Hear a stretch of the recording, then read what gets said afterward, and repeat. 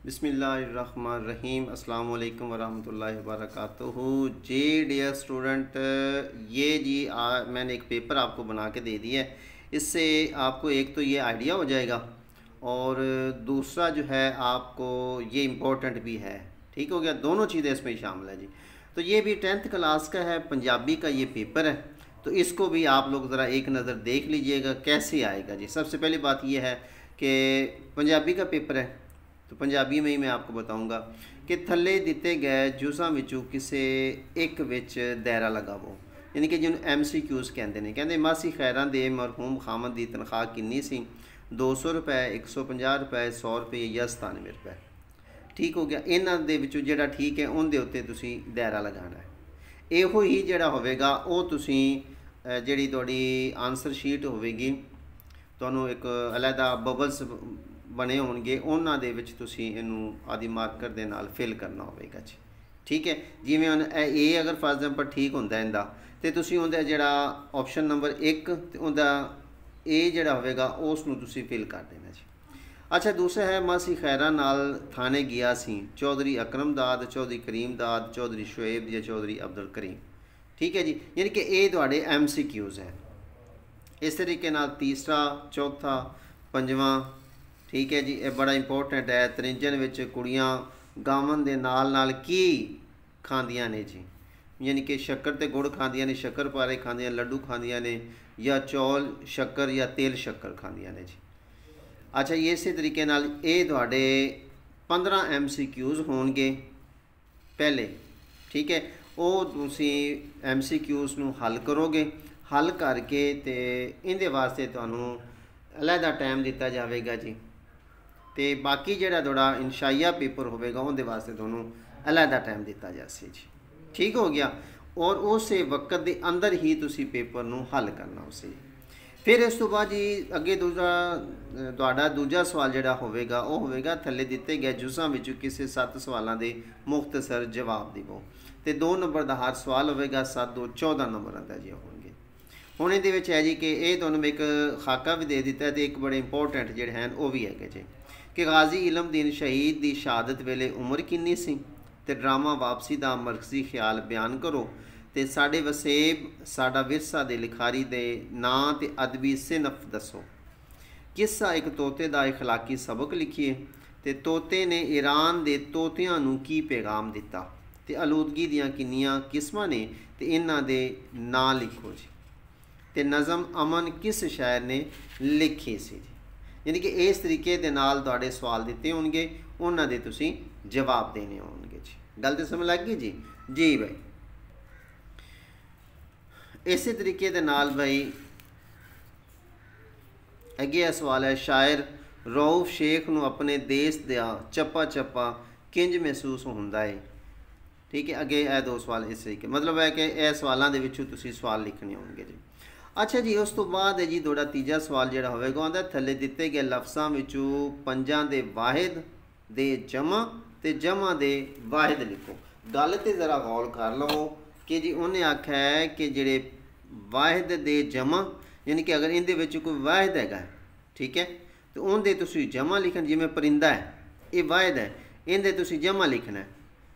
पंजाबी है बसां, हुण बसां जिहड़ियां हैगियां ने ये जमा हैगियां ने, इहदा तुसीं बस लिखना है।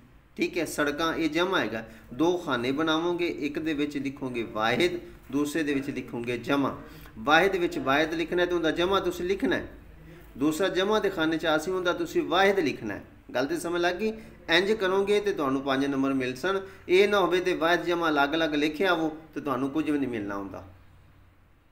इस तो बाद जी थले दिते गए 5 लफ्ज़ां दे मुज़क्कर दे मोनस ते मोनस दे मुज़क्कर लिखो। जिमें अदीब है, उस्तानी है, सिखनी है, शेर, झूठा, रांझा, कुम्यार। ये भी तुसीं 2 खाने बनाने ने, एक दे विच लिखना है मुज़क्कर, दूसरे दे विच लिखना है जी मोनस।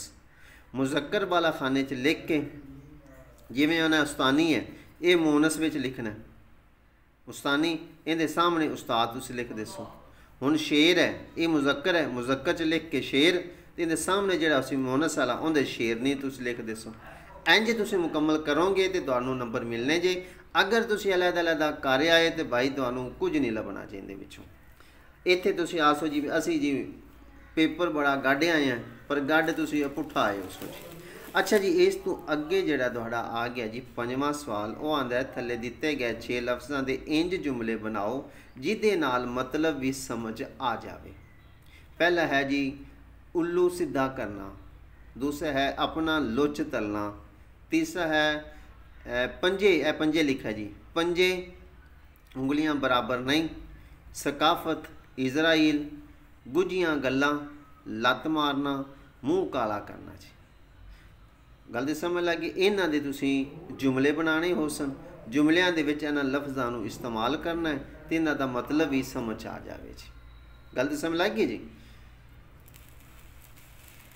जी भाई, इस तो अगे जड़ा आवेगा थोड़ा 6वां, वो आंदा जी किसी एक इबारत की सौखी पंजाबी विच तशरीह करो। एक तो तुसीं तशरीह करनी है, ठीक है जी। उनके तुहानूं मिल सन 8 नंबर।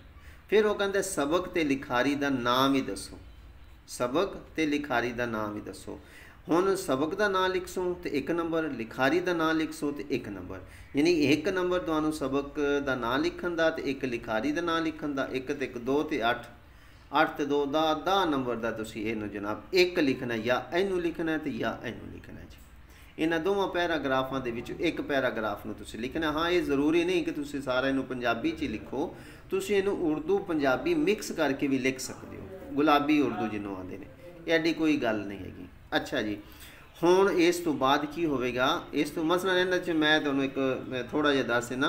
कहंदे जी खैरां कोई जिंदगी है नशेबाजां दी, हर बंदा नफरत करदा है, थू थू करदा है, सुल्तान मुस्कुराहट दे तासर नाल सेहत मंदवार।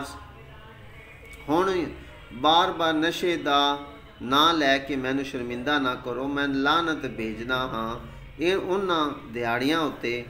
बस हुण मैं तुहाडे कोल वापस आ गया वां, गल तू इंशाअल्लाह कल तू कल तू इंशाअल्लाह चौधरी करमदाद दी आड़ ते जाके काम करांगा जी। यह पैराग्राफ दिता गया, इनकी सौखी जनाब जेड़े कोई 1-2 लफ्ज़ औखे हैं उन्होंने सौखे लफ्ज़ां च करके इनू एवें लिख देना बस। 7वां सवाल तुहाडा ये कहंदा जी किसी एक जुज़ की पंजाबी विच तशरीह करो तो शायर का नाम ही लिखो। एक जुज़ ए 2 जुज़ दिते गए हैं तो एक की तशरीह करनी है तो नाल शायर का नाम लिखना है। शायर का नाम लिखण का 1 नंबर है तो 9 नंबर तुहाडे तशरीह दे आउणगे जी। ठीक हो गया जी। इस तो बाद तुहाडा अगला जिहड़ा सवाल है वो 8वां सवाल, वो कहंदा थल्ले दिते उनवानां विचों किसी एक उनवान ते पंजाबी विच भरवां मज़मून लिखो। किसी मैच का अखीं डिठा हाल, हड़ दियाँ तबाहकारियाँ, सलाब दियाँ, पंजाबी अदब विच सूफियाना शायरी जी। ठीक हो गया जी। यह तुहाडे जनाब पेपर का तरीक़ेकार है, इस तरीके दे नाल तुहाडा पेपर आना है। तो यह पेपर कुछ बड़ा अहम हैगा जी। तो यह जी MCQs आंसर कीज़, ਇਹ जी MCQs ਜਿਹੜੇ ਹੈਗੇ ਸਨ ਉਹਨਾਂ ਦੀ ਆਨਸਰ ਕੀਜ਼ ਨੇ। ਜਿਵੇਂ ਜੀ क्वेश्चन नंबर 1 यानी कि ਜਿਹੜੇ ਮਰੂਸੀ ਪਹਿਲਾ ਹਿੱਸਾ ਹੈਗਾ ਸੀ ਉਹਦਾ जी D ऑप्शन ठीक है, दूसरे का A ठीक है, तीसरे का C है, यानी कि सारे के सारे उन्होंने आंसर कीज ऐसे पेपर दिया गया जी। अगर किसी को समझ ना आई हो तो वो जी ए वेख सकता है जी। भाई ये तो थी तो असी साड़ी, क्योंकि पंजाबी का पेपर है तो गल फिर पंजाबी च हो सी जी। ये तो असी साडा अज का पेपर, तो उम्मीद है कि तुहानू ये साड़ी छोटी जी कावश बड़ी पसंद आई हो सी। तो जे अगर तुहानू ये पसंद आई हो साड़ी छोटी जी मेहनत, तो जनाब साडे चैनल नू सबसक्राइब भी करो। तो अगर तुहानू ये वीडियो चंगी लगी तो आदे बेलियां तो सज्जना नू भी ये सेंड करो जी। तो फिर भी किसी गल की समझ ना लगी हो तो सानू तुसीं कमेंट्स करके भी पूछ सकते हो, या मेरे WhatsApp नंबर पर कॉल करके भी पूछ सकते हो। चंगा, फिर मिलसा है अगली वीडियो दे विच, उदों तक अल्लाह बेली जी।